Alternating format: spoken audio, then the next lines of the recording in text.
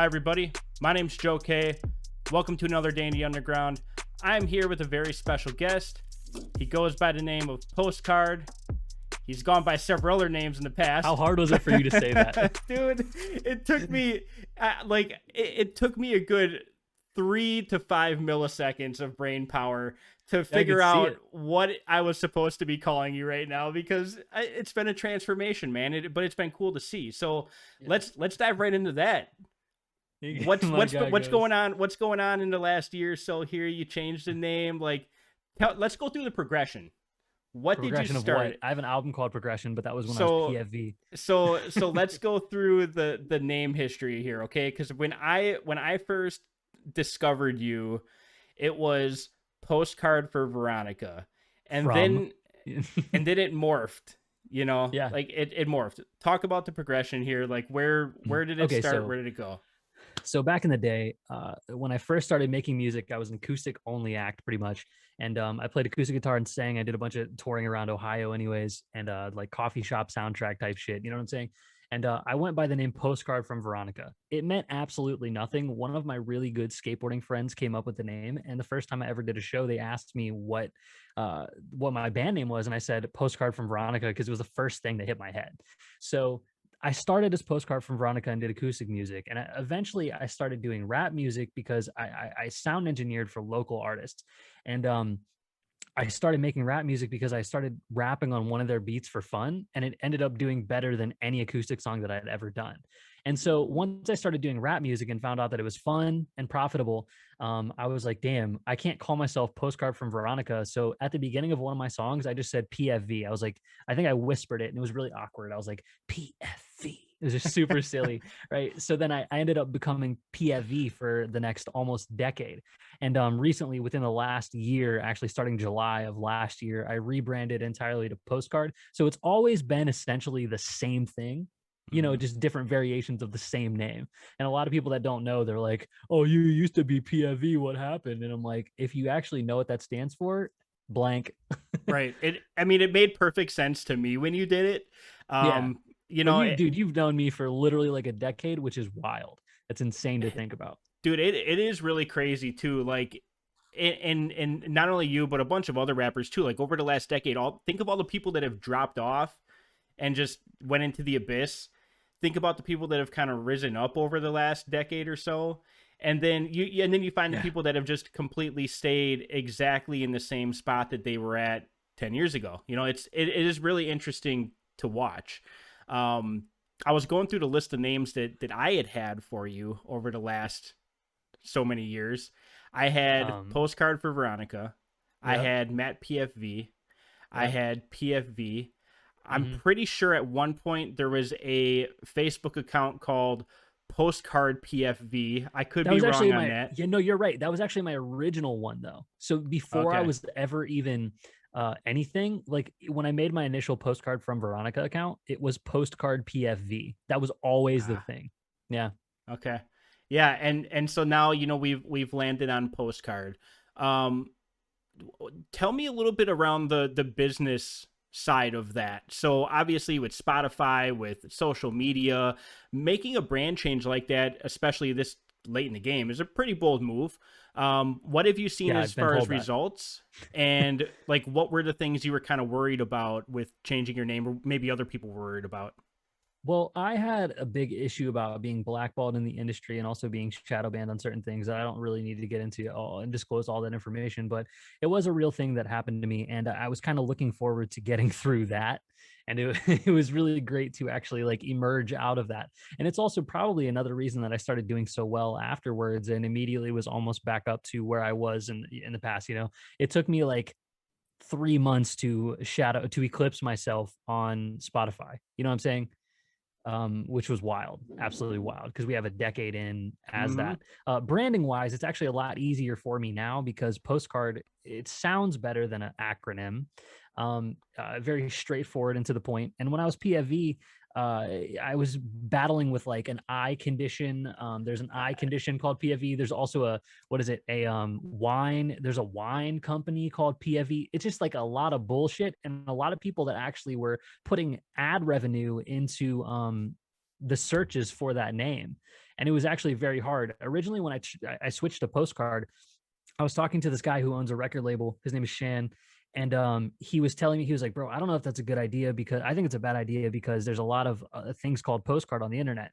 And I was like, dude, I think it's a great idea because at this point, everybody is called everything. If you make yourself established as whatever you are and you confidently do that, you're Hmm. going to succeed as long as it has a good look to it. You know what I mean? Yeah. And Yeah. it's a lot easier to do that with Postcard than it is PFV. Yeah, absolutely. It's been crazy to see too, because when you announced it, like I don't know, it was like a year ago, I think, right, or Yeah, it was within July of within a last year. year. It's about to be a year. I'm going to be the 1 year anniversary of Postcard pretty soon. Yeah, dude, I was like, he's on the back nine. It's not gonna happen. Like I was doubting, man. I'm like, oh, this is rough. He's changing at the last minute. Like, it's Yep. kind of like, is this? Because I don't know what's happening, behind the scenes either. So it's like, is this like Yeah. a last ditch effort to make a run for it? Is this, hey, he's making a major move here, and so he's changing his name? Like, so many things and speculation starts to swirl around it. So it's good to know the reasoning that you just gave. So. Yeah. Um, with that being said, kind of along the same lines. So you were one of the first rappers, one of the first underground rappers I knew of, anyways, at the time, to just fully commit to music. And what I mean by that Fully. is you went Fully, straight bro. for the face tat, man. And when you get the face tat, like that tells me this guy he's not quitting anytime soon. Like he is in it for the long he is in it for the long haul. I mean, yeah. What tats do you got? Would you mind showing I want to talk about the tats, Uh, man. I want to talk about the bro, tats. well, I have my whole freaking body I tattooed pretty much, but like up here, I got my face tattooed. And actually, I wish, dude, I need a haircut really bad right now. Okay, so I have the whole side of my head is a giant raven, but I can't show you because like it's freaking my hair is too You got long hair right on now. it? Yeah, Ah. The Raven's a little fail, hairy these days. dude. Well, it's the thing. When I grow hair on the raven, it actually looks cool because it just looks like how the raven would normally look. It's got feathers and crap. That's That's what I'm awesome. saying, bro. That's awesome. What do Yeah, so they I do they mean anything? Like, yeah, everything means everything. So I have over here it says live, but it also says evil when you look in the mirror. So I truly think that vanity is like the leading cause of evil in the world, and it's what makes us pick ourselves apart. So when I see that in the mirror, it says evil, and I'm thinking about the evil, which is vanity, and picking my face apart, picking my flaws and imperfections apart. However, if you see it, it says live, and that means that I'm out living. So essentially, I'm not even worried about the fact that my face is tattooed or what any like fuck ass conservative person who would write me off for having that thinks, because I'm living. I'm not picking apart the evil that they are seeing. You know what I mean? hmm. So, and then the other side of my face says restless, and that is simply because I'm fucking restless, bro. I don't like to sleep. I hate sleeping. Ever since I was a kid, my mom always thought I did drugs because I stayed up all night, and I never did. I've never done. I don't do drugs. I love life and I stay up. For So like, for the record, we're doing this interview at like midnight Central Standard Time. So yeah, it's 1 o'clock in the morning for me, and you see it. So like, dude, look, I'm drinking tequila. This is my third glass of tequila, and I'm completely coherent, completely straightforward, completely awake at 1 o'clock in the morning. I'm super restless, man. I can't rest. do you so obviously a musician's schedule can definitely be a little crazy, and I've definitely seen people staying up all hours of the night. But Yeah, has it always been that way, or has this been like a new shift? With like family life and just trying to balance always, like work with family and stuff like that. always been my life, bro. I always do the absolute most, and I'll tap out and fall asleep when I cannot handle living anymore. Okay, so no schedule, no like I'm up till 4 a.m. and then I go to bed. It's just you're up until you crash and then you do it all again the next day.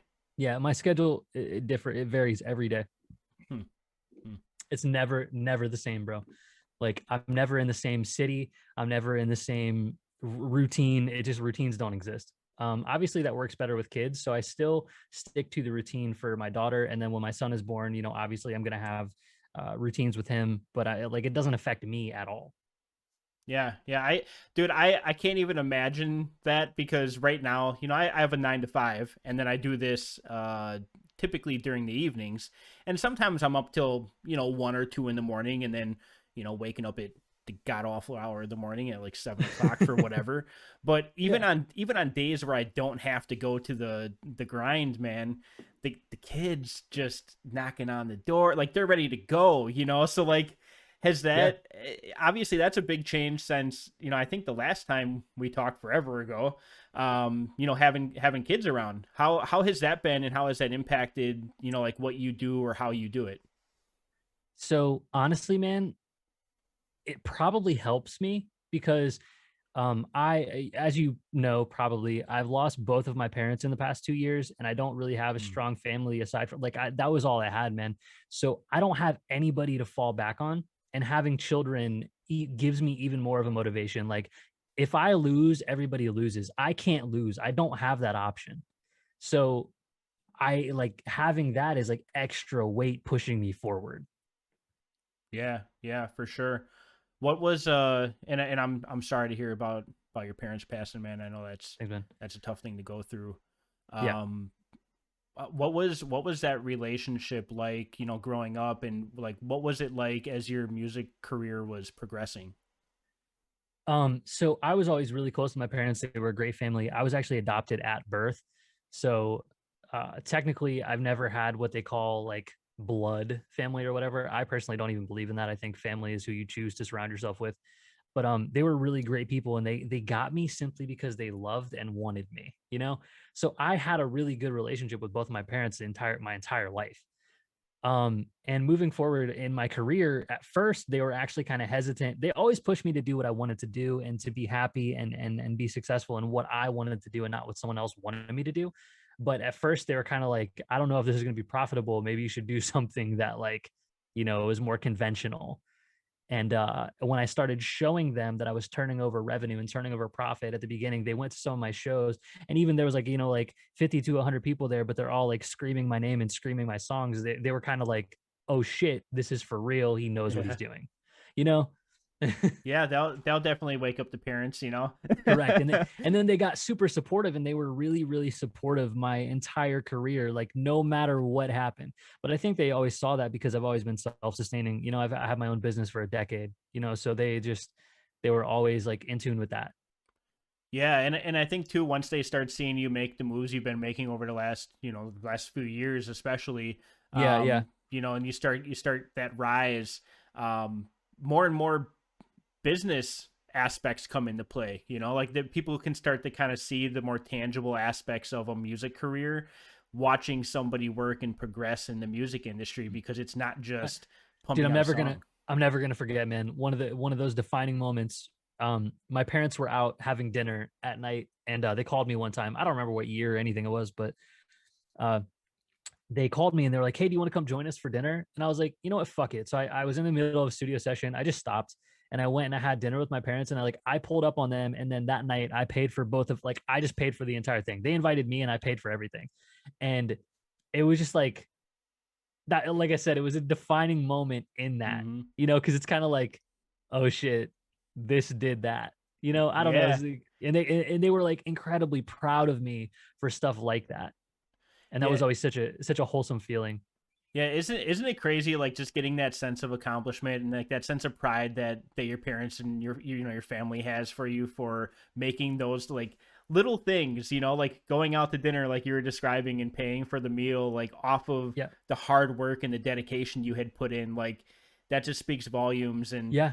From something that um I believed in that no one else did, and I turned it into a reality. It was an entire manifestation of an idea that I created in my mind. Yeah, and going through that has to change, your outlook on things too, kind of moving forward. So, Yeah. obviously with your daughter and your son coming, I think soon, right? When is this June. happening? Yeah, June. June. Okay. June. So like a month and a half, 2 months. Okay. Yeah. That's exciting stuff, man. Get ready for Yeah. really, you're gonna be living the dream then, because you really won't be getting any sleep. So it'll be just like every other day. Yeah, for Um, sure. I worked hard enough to save enough money for my family to be good for the rest of the year so that my girl she's quitting her job next week. We're going on vacation. She's quitting her job next week and she's going to be off for 6 months. So the whole newborn shit, like I travel a lot. I have to. And like she'll definitely be able to hold that down, so it's not going to be as stressful for me personally. I know that, we'll do rotating shifts with the baby and stuff like that. I'm not worried about any of that shit. Hmm. But I know for a fact that like I had to set myself up to where I could still do what makes me happy. Yeah, that's smart, man. And now, and I think it shows people watching this too. Like, it's not just you caring about you; it's you caring about you and also making sure that you got all of your family stuff straight too. You know what I mean? So Correct. I think that's After huge. my parents passed, it was kind of always like, okay, I don't know how close you are to your parents, but your dad is kind of like the guy. It's like if somebody in the family needs something, he's the guy. You know what I'm saying? And Hmm. it was kind of like that with your mom, even like your parents. Like your parents are kind of the people. Everyone in your generation, it's like they're the people you go to. And I have become the guy. You know Yeah. what I mean?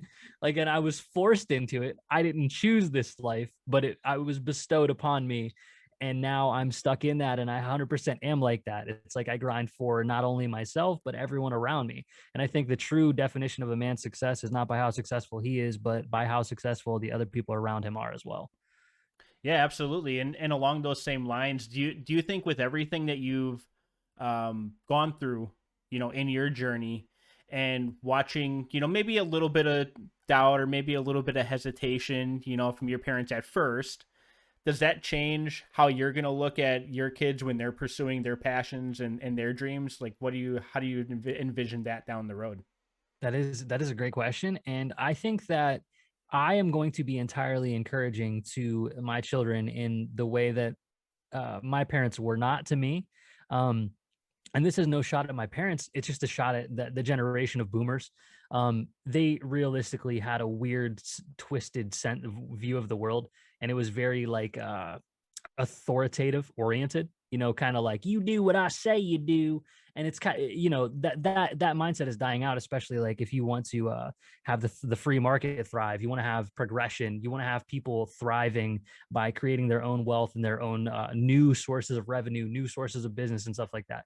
So we can't be like that as parents, man. We really have to encourage our kids to do the unconventional things, Yeah, yeah, I agree. It's so hard though, man. Like, my for instance, my daughter the other day, she's super into Hatchimals, right? So that's like Yeah, a dude, thing. it's funny, man. So my daughter, her nickname, I call her the Hatchimal Savage. I'm like, yo, what Autumn the Hatchimal Savage? Yeah, So she's into the Hatchimals too, huh? she was. She's She not as was. much anymore. She turns 5 next week, and Okay. she's not as into the Hatchimals. But these phases they go in and out, man. Well, mine were set on the Hatchimals for a minute, and still kind of are in and out. And they wanted to do the YouTube thing, and like, because that's all they watch YouTube and stuff. My So daughter like, loves YouTube. Yeah. yeah, so like they watch these like people opening Hatchimals and like, Yep. playing with them. And I want to make a YouTube channel. I'm like, oh man, I don't know if I'm ready for that yet. Like, do you have like if your daughter came to you and she's 5, if she's like, hey, Dad, I really want to start a YouTube channel, like, is there a time where it's maybe too soon to like put it out there, No, or do you say just go I would for help it? her. I would help her. Yeah, Yep. yeah, I think being afraid of things is ultimate. So in your mind, fear and faith cannot they can't exist in the same headspace, you know. And hmm. I think we're way too afraid of things. Like what is your fear of that? Your fear is something that you can't control. Your faith is something that you can't control. Let's transition here a little bit, and I want to talk about the music, obviously. Okay. So I know when we first talked, totally different space, and I remember my number one gripe just about underground music in general, right? But I Okay. Yeah. remember I remember Yeah. I had a particular gripe, What is it? me and you I talked me don't and you remember it, talked but about it. please tell me. The number of collaborations with just no name, like, horrible, not good rappers. Okay, Rappers. so Yeah, we dude. went we went Yeah. through this phase like early on, right? And there were a bunch of ones. We talked about that at the time. That's water under the bridge. Okay. What I've noticed though over the last couple of years, the collabs on point, like, because I think now like you're in a different space, right? So I want to talk Yeah. about that. Like, early on in your career, obviously you had to fund the dream, and you funded that dream by providing verses, collaborations, mixing, mastering, things like that. Like you provided Yeah. services to people, and that's what funded the dream. And honestly, myself looking back on it, I'm like, okay, now I get it. Like now I understand Yeah. because I've been able to kind of see the full cycle for not just you but other rappers as well that have been coming Mhm. up, and that's just part of the gig, man. It's part of the grind. It is. Um, And at this point in my career, I'm also still not even opposed to it. Like, I'll occasionally, not nearly as much. It's not like I don't fucking push that, but I'll do verses for people, and even they might not even be insanely good, but I'll do a verse for them because it's almost like a I don't want to say giving back, but it's kind of like you're giving that person an opportunity, and if they squander that opportunity, they squander that opportunity. That's not something mhm. I'm in control of, but I'm saying like, hey, here is me doing this. You obviously paid for this kind of service, and you can use this and twist this into something great. The ball is in your court. Mhm. The same with getting a mix. Like, I'll still mix for people occasionally, and like, if you have a good song, I'll make it sound amazing. If you have a shitty song, it'll be a shiny turd, Yeah, no, absolutely, man, absolutely. So, with that being said, I've seen the progression, and I've seen the level of rapper that you typically collaborate these days. with is Much elevated, like Oh yeah, way different. highly I mean, that's elevated. You know. that's a decade of me being in the business. Like, Hmm. obviously, like, imagine if I would be as shitty as I was 10 years ago. It's fucking terrible. Yeah. So with that being said, how does your perspective, how has it changed now that you're at the level that you're at? Not to be cocky about it, it just is what it is. Like you're at a much higher level than you were when you first started, and so you can be a little bit more selective with who you decide to lend your time to and collaborate with. How has that kind of shaped your collaborations now when you do them? One, when you're seeking collaborations, like trying to get that, you always kind of want to get that next level collab, of course. But then also when you're being the collaborator of, feature someone's paying you for the verse, like how has that kind of formed your outlook on things over the years from the grind where you started at? So honestly, before, I was worried about clout, and I was worried about, like, if I could do a verse with this person, like, obviously that would open up a new avenue to me and stuff like that. That's what I used to think. Now, personally, I don't give a shit. I don't care about clout at all. I don't care about how many fans I can get from working with somebody. I don't care about anything like that. I literally just care about how I feel doing what I want to do. So if working with that person makes me feel good, great. And if working with that person makes me feel terrible, I won't do it. Even if the person's not that great. They're just okay. If the experience and the conversation is good, like, we're just like, I don't care. It's way different for me now. I literally don't care about getting, like, someone who's not even attainable. Like, I'm not pushing to get a Kendrick feature or anything like that. If it happens, it happens. If it doesn't, it doesn't. I don't care. How much of your time is spent on kind of your individual music, and then how much of your time is typically spent providing a service to somebody else, whether it's a feature verse or mixing and mastering for people or anything Um, else? It really depends, but so, for instance, today I think I mixed and mastered 3 songs for people. I made 2 songs for myself from scratch. I edited a video for somebody. I don't know, I do a lot every day. So I balance it all pretty well. It actually sometimes doesn't even make sense to me. I'm like, "Damn, I really did that?" And I, when you know, I when you say made a song by your like made a whole song yourself, does that include the beat? Does that include? Okay. Sometimes today I didn't. My friend, my homie Rick, he sent me a couple beats, and I made some stuff on his beats. What I'll do usually is I co-produce everything. Okay. So I'll take drums out, I'll add drums, I'll like retune synths. I'll do a lot of stuff like that, but I won't, like, I'm not building the skeleton of the instrumental. I'll build the skeleton of the song. Sometimes I build the skeleton of the instrumental, but when I have people who I can employ to do that, it's foolish of me to do it because, that's not my expertise spot. And a lot of people I know are really fucking good. Yeah. Yeah, for sure. That makes sense. How have things been going with obviously COVID out here, kind of taking a crap on everybody's plans this last year. Yeah, it But has. how have you adjusted? Like, what have you shifted to doing to kind of keep the momentum Dude, going? I'm gonna tell you, and a lot of people don't agree and don't see eye to eye with me on this, but this is what happened to me, bro. I was in my house for the first, like, few months, and after that, conspiracy theory shit aside, I was literally like, bro, I cannot do this. I cannot, like, with my line of work and everything like that, I can't just stay in my fucking house and not do shit. I am going to die. I'm going to go broke and I'm going to die. It's not going to work for me. So I literally just said, fuck it. I'm going to continue doing everything that I was doing. I kept traveling for music videos. I kept traveling, filming for other people. I kept traveling, meeting other people. I literally took my life back in the middle of last year and I said, I don't give a fuck about this. And I haven't been sick in a year and a half. I will be on 8 planes in a single week. I'm talking different cities every single Wow. day. I'm perfectly fucking fine.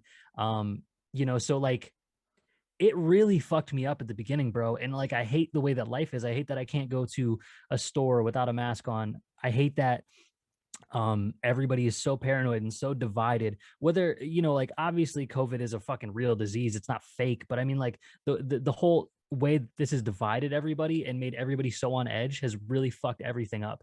And taking away shows, concerts and everything, that took a revenue source away. Like you can Mhm. do a concert and make $1,000 from that concert. You can't do that anymore. So even a small musician that could take $10,000 a year away from them, which is huge, bro. That's your rent. Mhm. you know?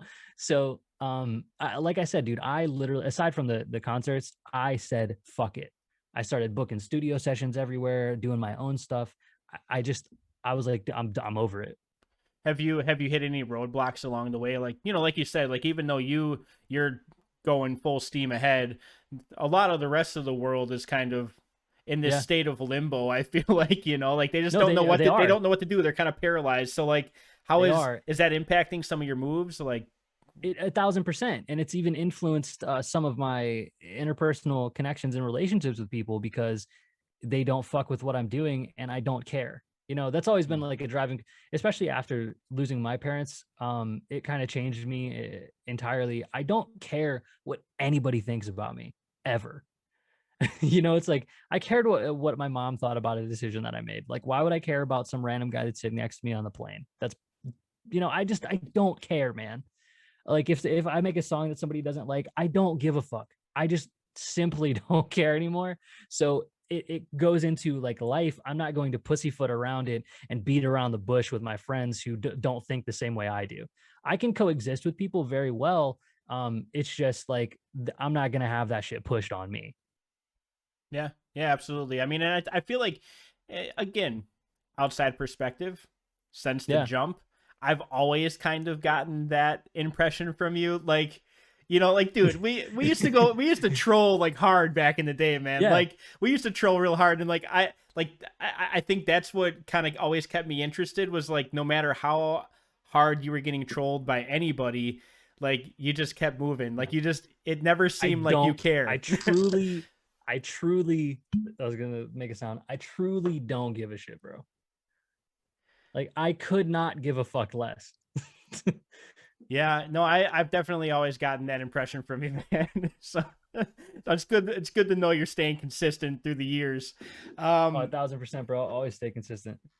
speaking of staying consistent, man, I swear you have got to be probably the most productive rapper or musician I've ever come across. Like, First of all, thank you, especially for noticing that. But yeah, man, I just make music, dude. I'll make 3 songs in a day and still do all my life shit. I just like I love it. I don't do it for any other reason, Like I literally just do it because I love doing it. has that ever like burned relationships? And what I mean by that is you're a very hardworking guy. You're very dedicated to what you do. You I mean, today you said 3 songs. I think you did a live stream. You're doing this, like, it's all just part of your average day. And Yeah. I mean, from your end, that's got to be frustrating when you have people that like you maybe have you ever partnered with anybody and it just hasn't worked out because their work ethic wasn't like yours? I've never necessarily partnered with anybody like that. Um there's never been any exclusive partnerships, but I mean like I'll leave people in the dust all the time and it's not and no hard feelings or anything. It's just kind of like you're not about it. even Yeah. even when it comes to, go back to you talking about collaborating on a song.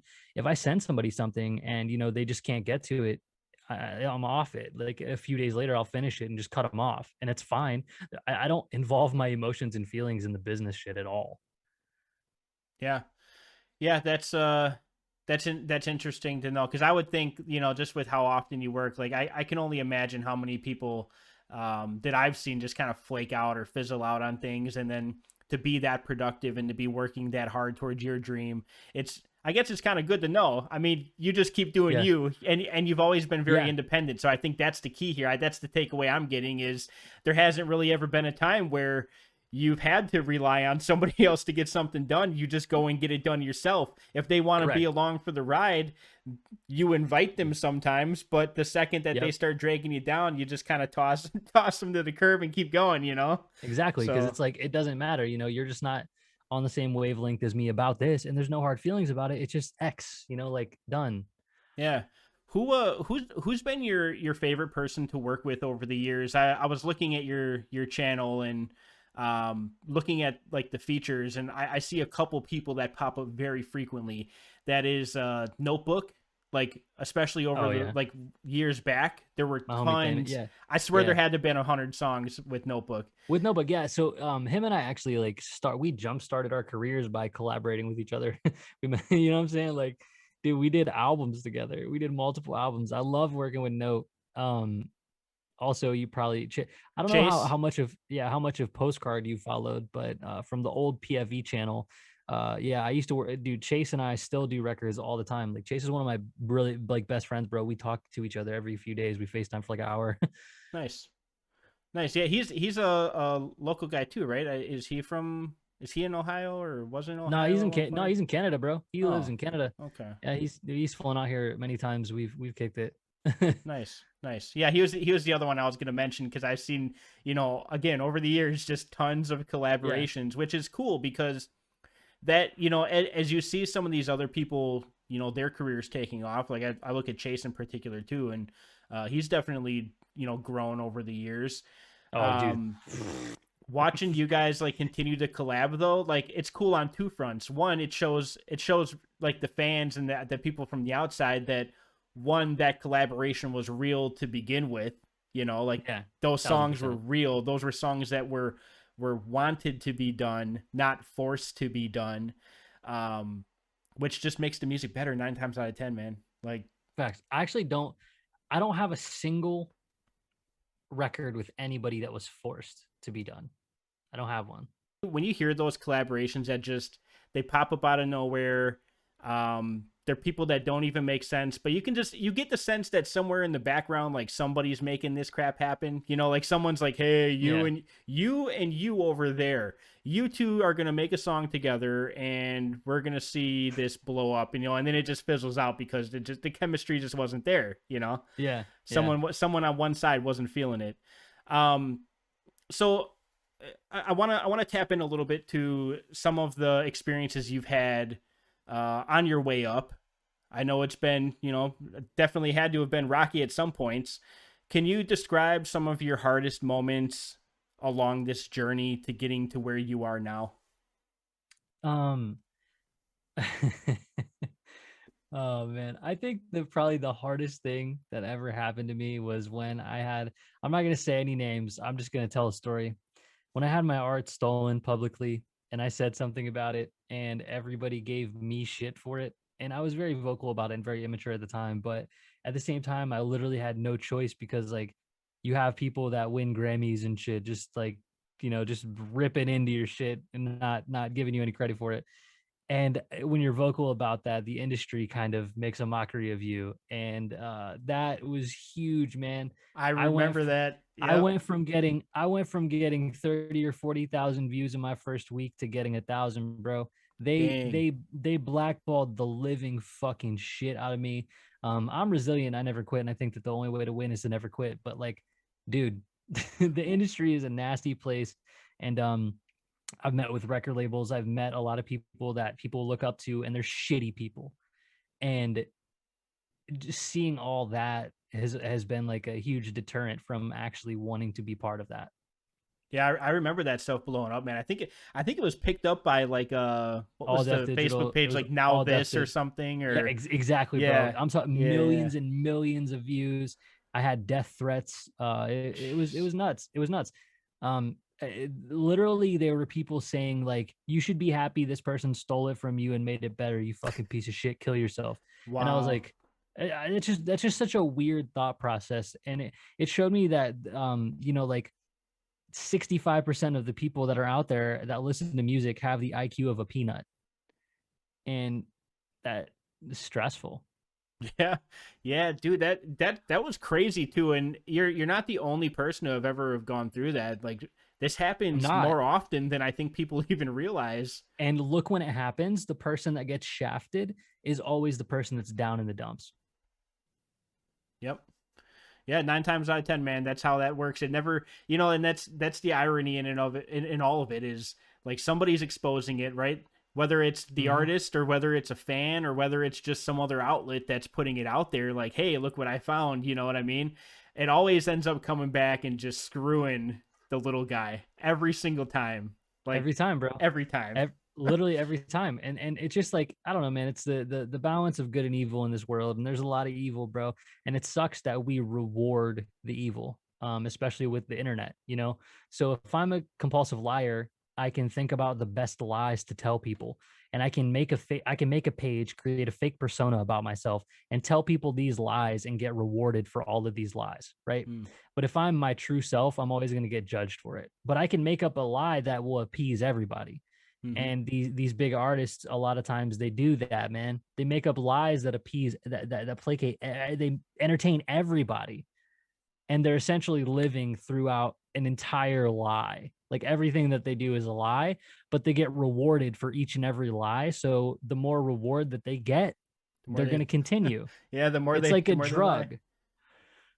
Yeah, yeah. Social media is, I think, perpetuated that significantly over the years. Like Exactly. you're talking about, like you just do things because you want to do things. Like you don't care about the clout. Unfortunately, that's not the case with a lot of people, and so you just see time and time again people just chasing that and like chasing that attention and chasing that approval from people. Yeah, Um, for sure. And sometimes the only validation that you can really ever get that means anything is the validation that you feel in your chest when you go to sleep at night. And that's what I care about. in one of your vlogs you had told a story about a situation that had happened with I think it was a manager of yours at the time.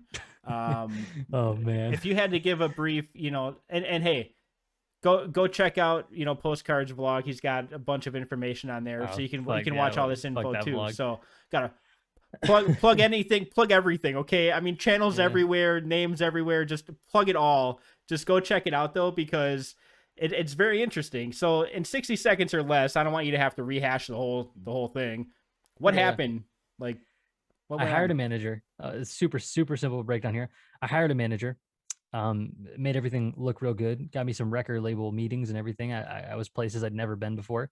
Got some investors, like high money investors, and we found out that this manager that I hired was actually taking money from the investors and misappropriating the funds, and she was taking the money for herself. And one of the investors was actually but she was taking it and saying like she was going to invest it in me, and then taking the money Hmm. and using, how I'm a super active, prolific artist. She Mm-hmm. was saying that she was helping these things that I was doing happen when she wasn't. So like I would be putting out records and doing things completely aside from management, but she would tell the investors, yeah, look what we made happen with your money. You know what I mean?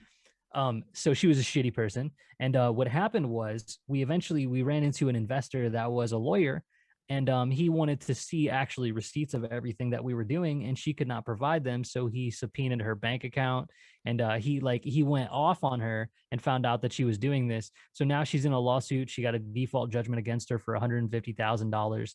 All of her businesses are ruined. Like she's fucked now, which is great. But yeah, for sure. That was wild, man. When I heard about that, I mean, I hate to say I couldn't. I want to say I couldn't believe it, but I mean, I guess part of me says like, of course, of course, there's these It freaking is. It's scumballs out bro. here. It's the You industry, know. bro. And these people are connected Joe, listen, with major labels. Like these are people that are literally getting passes to the Grammys, that are hanging out with Diddy, that are like, these are these people, my guy. They are scumbags. They're not good people. So Have you seen all the scammery that's gone on with I know like the game and like some other people have had yes, this a whole thousand like percent. My mixtape thing? well, dude, you probably have seen this. My homie Grizzy has been honestly like the main guy pointing it out. Mm-hmm. He got into it with Royce. He got into it with a bunch of people. Um, Is that was it Grizzy Hendrix? Is that yeah, it's Grizzy. yeah It's my yeah homie, yeah. bro. I'm literally gonna see him Okay, on Saturday because I'm going up to New York. nice nice. Yeah, That's wild, man. yeah. Yeah, there's so much garbage going on, man. Like how I think that's an interesting thing to talk about too is how has your experience within the industry, like this is probably, if I'm thinking of the timeline and I think I generally know your age, this is probably one of your like first jobs, right? Like you hadn't really done much up until starting your music career, did you? Like were you Oh, well, I mean, I did some stuff, like I worked at like Target and Walmart and Home Depot and some bullshit like that. But But this was yeah, like your. I mean, this is like the one. This is one you've been with the longest. You've had the most experience in. yeah, You've dedicated yeah. to. Like, how has your experience within the industry impacted your ability to trust friends and trust people in like relationships, like Oh yeah, it's a great girlfriends and things question. like I don't that? really trust hardly anybody, but I'm a pretty good judge of character. So like I don't really let people do anything to me for ulterior motives, especially now. Um, but I've learned that it's weird, man, because in the music industry you see stuff that you don't see anywhere else. For instance, like you don't find a doctor who's not actually a doctor. You know what I'm saying? Mm-hmm. Like in the music industry, you find everybody who has these jobs that aren't actually what their job description is at all. And it's so like you really it actually makes you creates a new neural pathway when you meet people to where like you kind of question them and you're a little more like inquisitive simply because you're like, I don't think you are who you say you are.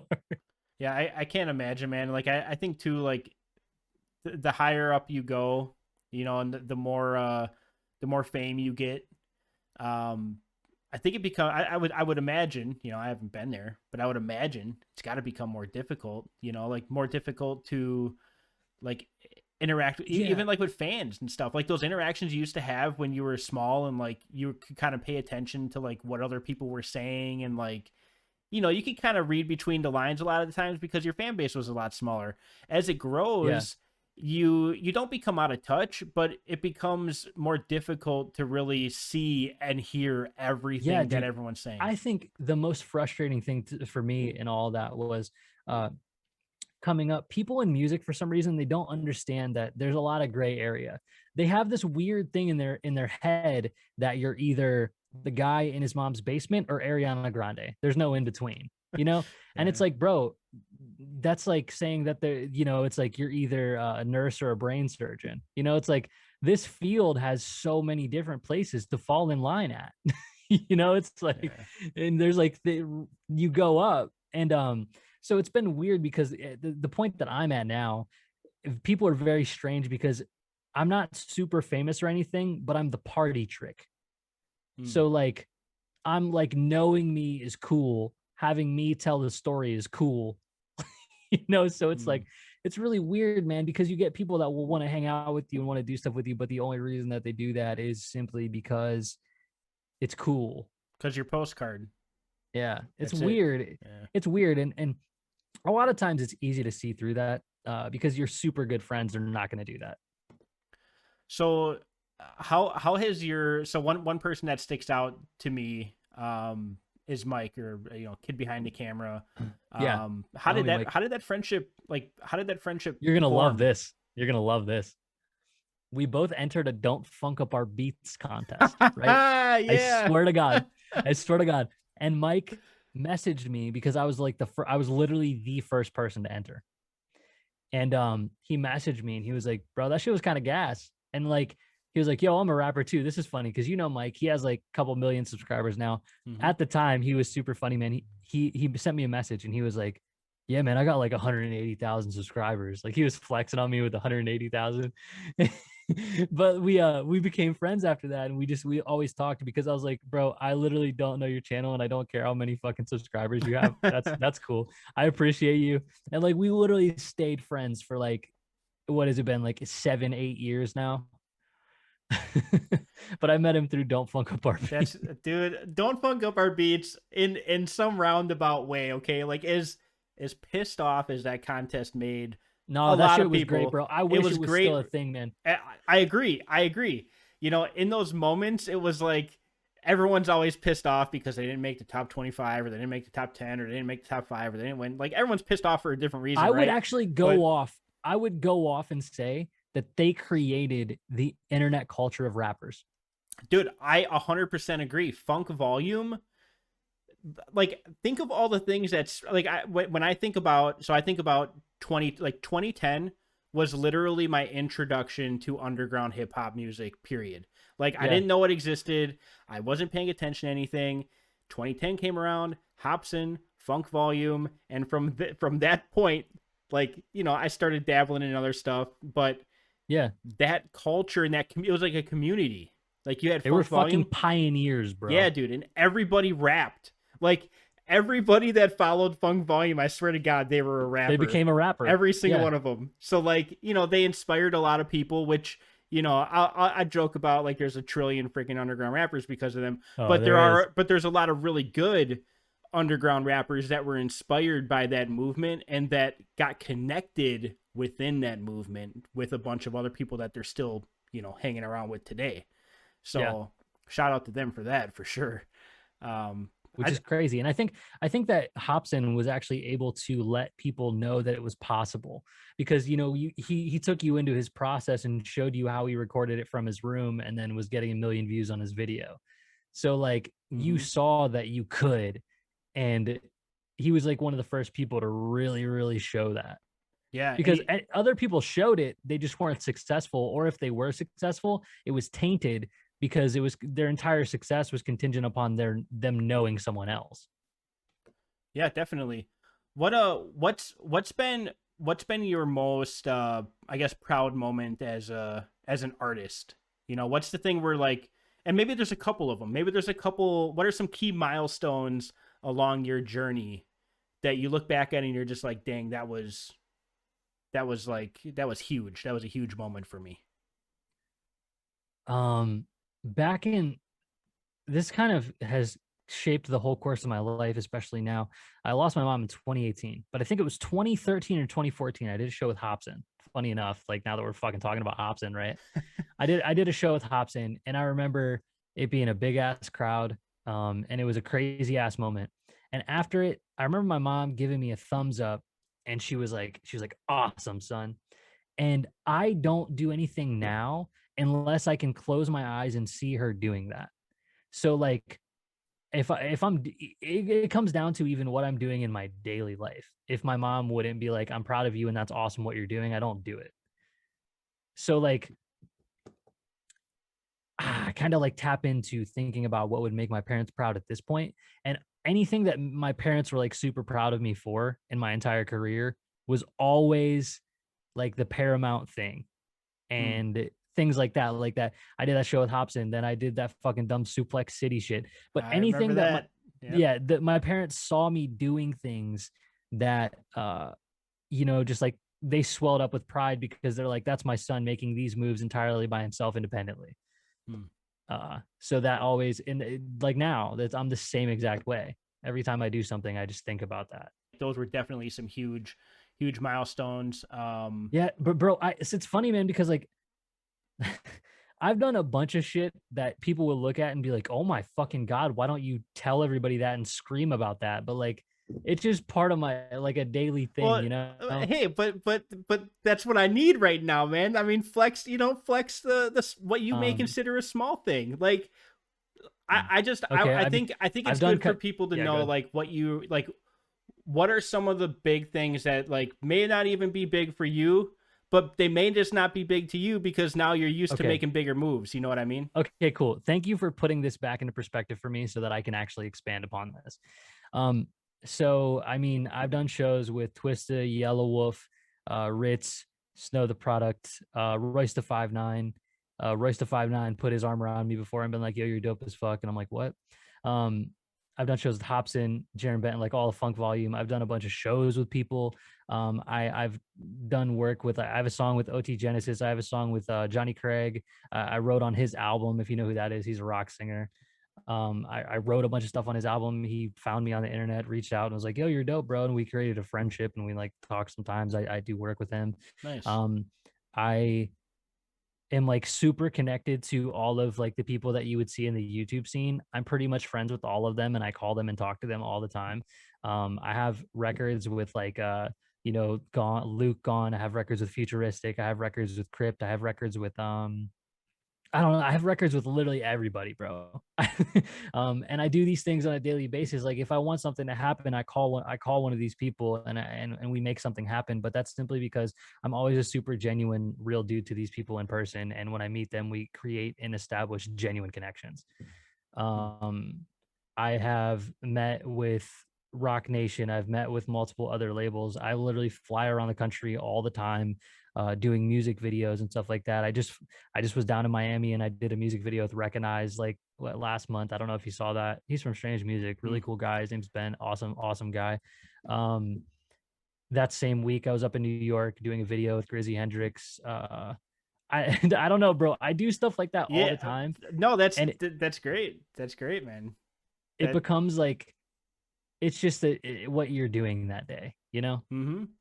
Yeah, no, I think all of those things, like, and again, like, depending on who's watching this, like, some people may be like, oh yeah, whatever, but I think some people, like, that's motivating. You know what I mean? Like, if they put in the grind and they put in the work, like, they can reach that point too, and I think that's what it's Oh about, my like, god, bro. the This just grind. it made me laugh in my head just now. Um Especially that I'm on this call with you today.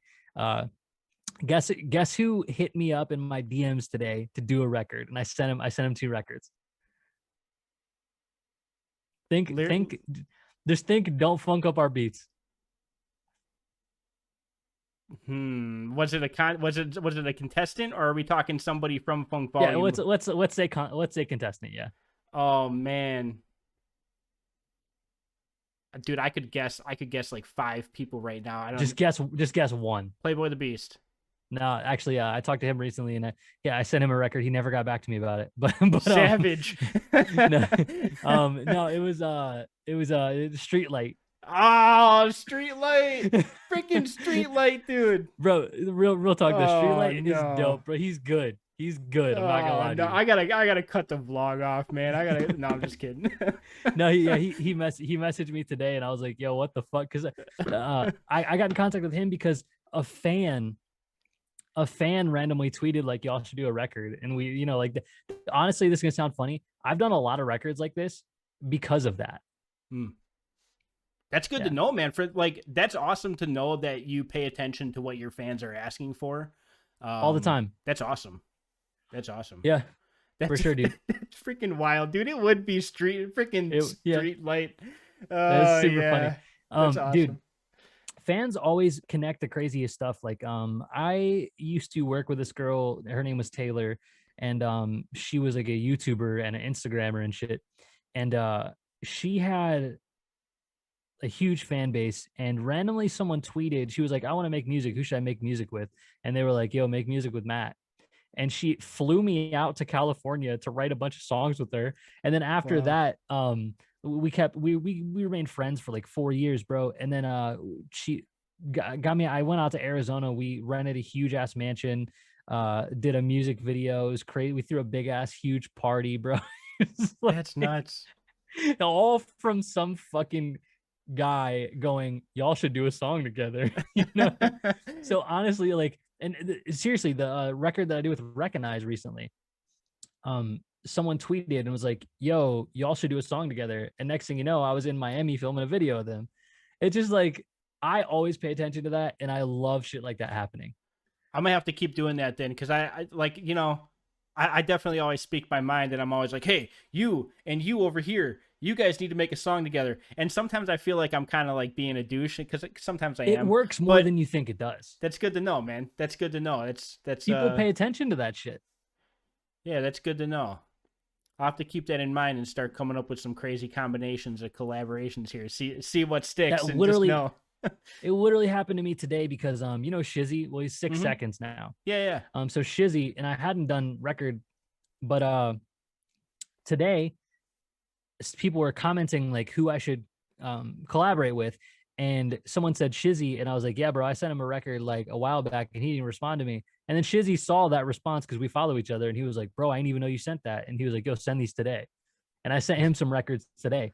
It's literally like It's the crazy. interactions that artists have with fans are so much more impactful than you think they are. Hmm. That's wild, man. Dude, everyone you're naming right now, like I'm just having like flashbacks, dude. I'm having like some PTSD because it's so crazy how like everything is so connected, man. Like It is. everything is so connected in this community aspect of things is freaking wild. It Um is. so And let's only a few of us made it out. yeah, dude, man, the list of rappers that rip, man. That's all I can Yeah, say. Rip. I Rest gotta in be the peace. 1%. Yeah, rest in peace, man. Rest in peace to the rest, because Yeah. it's been a long, dreadful road for some of those guys. But it's cool to see you, kind of making it on the other side. Thanks, man. So coming to today now. So current state. What is the mission? What is the focus? What can we expect from Postcard? How hard was that for you? Oh my god, another half a second to think through that. That's what I'm saying, bro. You're like, what can we expect from PF PF Postcard? freaking postcard.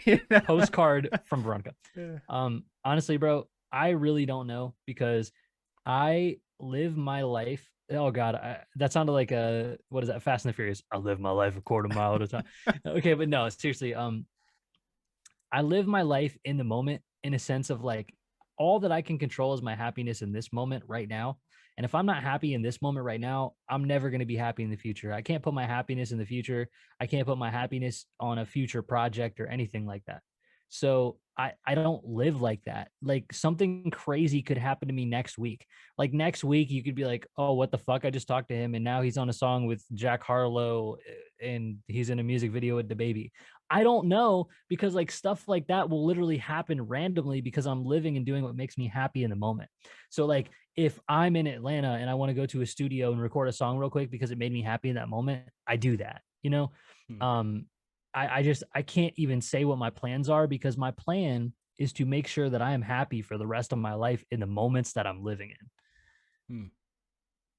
I watched an interview, sorry, with Ed Sheeran, and a guy was talking to him, and he was like, "Hey, man, so what have you learned through all this?" And Ed was like, they were talking about like having your happiness in the moment as opposed to having your happiness in the future. And Ed was like, "Honestly, man, I have done Wembley Stadium nights in a row. I did the biggest tour that's ever been done, and I felt the exact same as I did." When I was sitting at the pub having beers with my mates, he's like, Hmm. I got off the stage in front of like what 100,000 people, and I truly just wanted to go drink and go to bed. And he kind of didn't get to really experience how all that felt because his happiness was never in the moment and it was always on the next thing and it was always on what's going to happen in the future. And in the music industry, you're always pulled into that. You're always thinking about, what's next. So I could sit here and be like, what's next for me is I'm going to do this and we're going to blow up and be in a stadium. And if I did that, I wouldn't be paying attention to the fun that I was having while I was recording my next song. That's a really good way to look at things, I think. Um, and I think it talks about kind of what we were talking about way earlier, just living in the moment, Yeah. not being so concerned about like, maybe recording, like capturing something, like, videotaping something or watching through your phone lens or whatever, but just living Yeah. in that Yeah. moment and being sporadic and taking life as it comes, and trying to turn it into something more and just taking it one step at a time, not trying to look too distant into the future, all the time. So with all of that being said, you've rebranded. Where can people find you? What should they find you with? I guess should they be searching Postcard? Oh, dude, it's Should everywhere on the internet at Postcard Raps. Like my website is postcardraps.com. I don't even update it. I should. That's the one thing I've been neglecting. But at Postcard Raps everywhere. And then if you go to YouTube, Spotify, Apple Music, all that bullshit, it's just Postcard. When you search Postcard, the only other thing that's going to pop up with Post is Post Malone. But other than that, you're going to see Post Malone and Postcard, POSTC or POST. As soon as you hit C, I'm going to be the first person that pops up. Just Postcard wherever you go.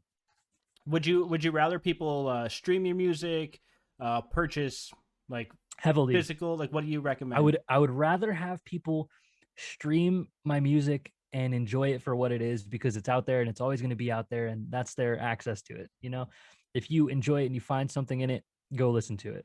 Do you think you have enough songs out for people to listen to? How many I songs probably do don't you think? because I'm on my first EP right now. And I think that when you go, I don't have that many songs, but if you stick with me through the journey, you might find, bro, I have How been many Postcard songs, man? for, How many songs? listen, I've been Postcard. It's been in July will be a year. I have over 100 published songs as Postcard.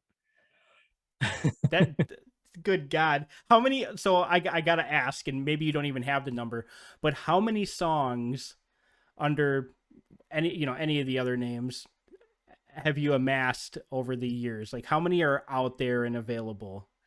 It has to be like in between 500 and 1,000. Freaking nuts. Freaking nuts, But dude. but I mean, honestly, bro, it is wild. But you got to think about it. I will sit down and make an album in a single day. You know, Mm-hmm. I just and I think another thing that was able to make me able to do that is that I don't care what anyone thinks about anything, and I also just like I don't overthink anything. I don't overthink the lyrics. I don't overthink trying to write some bullshit. I just sit down and do what I need to do very quickly. I'll write a song in 20 minutes. And, you know, that just makes everything easy for me. It's so streamlined, man. I just hop in the studio and make a song. If 5 of my lines in that verse aren't absolutely insane, I don't give a fuck. It's still good. Do you have anything in the tank right now? Like, are you planning on just dropping singles? Like, I know that's kind of been the direction a lot of people have taken, obviously, with streaming and things like that, just consistently uploading. Yeah, Um, you make the most money if you drop every Friday. okay.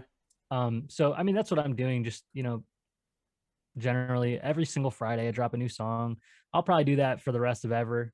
I don't know. I just at this point I do it now just because it's easy and it's fun. Um I did, I've done the song a day thing. I've done that 3 times in my career for a Yeah. whole month.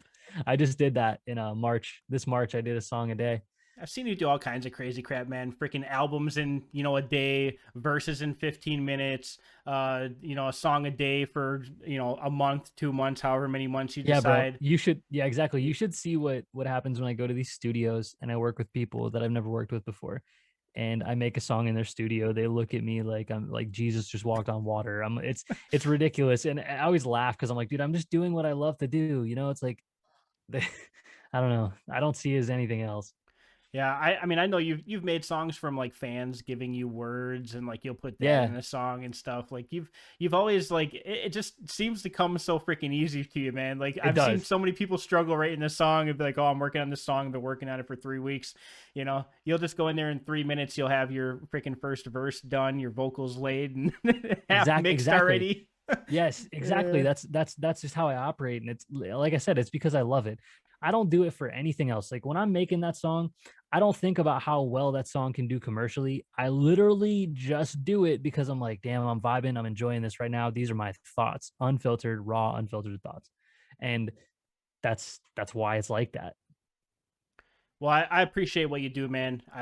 Thanks, man. I've been a fan for a long time, and watching you kind of grow over the years and do different things and figure out different things and what you want to do it's been cool to see. Um, like I said before, the work ethic has always been there. You've never Oh yeah, for stopped. sure. You've never let up from what I could tell, anyways. You've always kept trucking forward, man. So that's crazy to see, and thank you Yeah, for this opportunity to talk with you today. yeah, Um, man. Much love. for sure, man. Anything you want to tell people before we sign off here? have a great day, and make sure that you do something productive and step out of your comfort zone. Even if it's something as simple as every day you park in that same parking spot, park in a different one, because you're going to create a new neural pathway that could change your life. You're going to have a different thought that could change your entire being. Every morning you have a coffee, instead of that coffee, drink a tea. Do something different and it will change your life, I promise. You just have to stay resilient and stay productive every single day of your life. And I want everyone to have a great life and a great experience, man. We're all here for a super short time.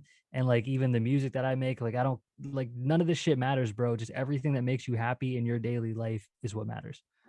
I can't follow up to anything else. So on that note, we're gonna wrap the vlog on that. Thank you guys for watching. My name's Joe K. Postcard.